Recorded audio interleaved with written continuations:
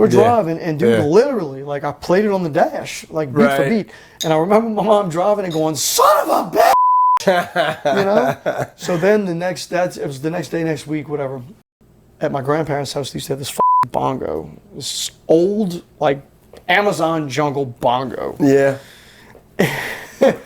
And I remember my dad's best friend used to work with my dad and my grandpa.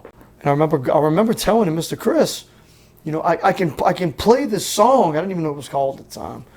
I'm like, I can play this song, and he just like my mom, he's like, yeah, you know, go ahead, boy. So he hands me a pair of drumsticks, and I played it with drumsticks on that bongo. And I remember him going, son of a bitch. And my dad was in the house in one of the other rooms, and he's like, Hector! And I heard him tell my dad, he's like, overheard him in one of the other rooms telling my dad, going, hey, I think you understand. Like, I've never heard a kid do what I just heard, you know, and I mean, it was literally those words. And he goes, man, you need to keep an eye on him. That boy's special. So ever since then, he would mentor me and give me pointers and tell me, this is, you know, just like I told you.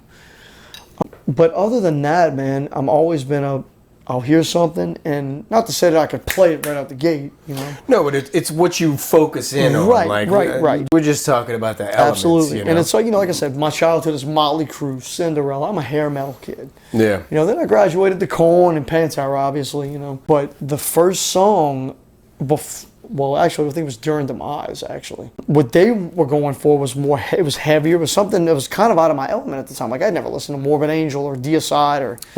You know, so then I get introduced to Pantera at probably 13, 14. And at first, we wanted to play covers, you know, but they were working on originals. And I remember Jimmy telling me, if you can play this, you are the baddest in, like, ever. His standard, the highest. Right, and we're kids. Now, Jimmy's probably 15, 16. So he let me listen to Becoming, and I'm like, Jesus Christ, how does it do that with 1 foot? You know, like, I don't know. Yeah. So I get a double bass pedal. The first 2 songs that I learned at 13 and 14 on double bass, Becoming and Hot for Teacher. Okay.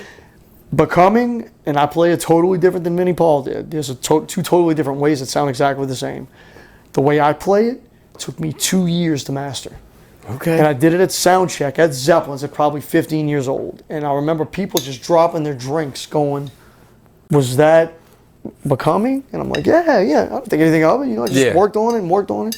Then I learned Painkiller, like the Judas Priest. That's like, and I'm going to be honest with you, that's probably one of the hardest songs